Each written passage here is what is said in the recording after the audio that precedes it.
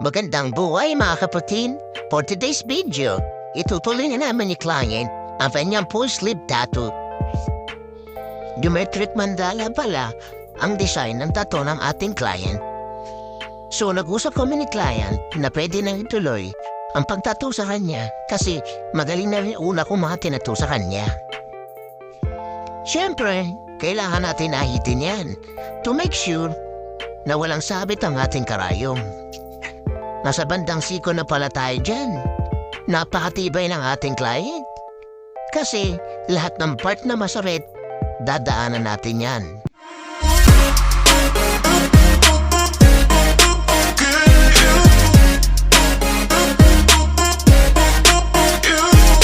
Sa part na to, ididikit na natin ang ating stencil.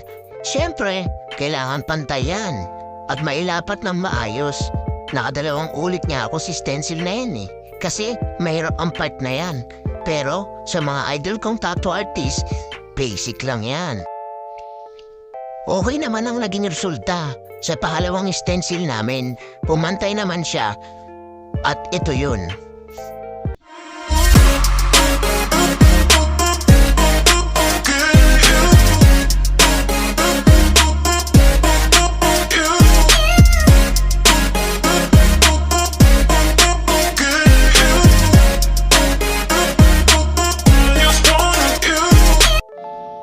Nga pala, ang lagi kong gamit ay Artec ink. At syempre, napakasulit gamitin na to by Sir Bong Arquines.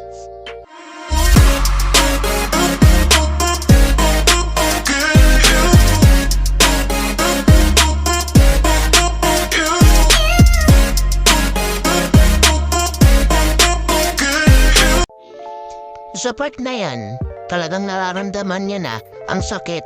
Pero kayang-kaya pa naman ng ating client. Ang gamit ko pa ng mga karayom dyan ay 5RS, 7RL, 15RM.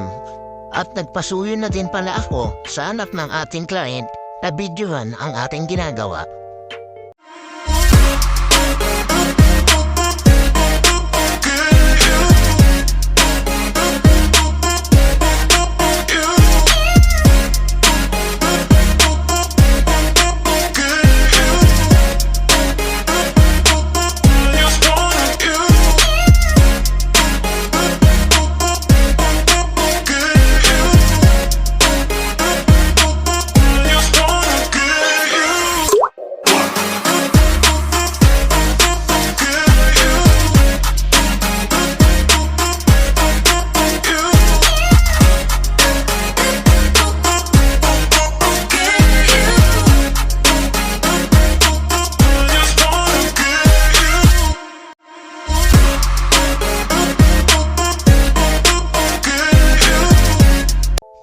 At ito na nga, binabada na namin ng pampamanhid sa part na yan kasi talagang ramdam na niya kada tusok ng karayom.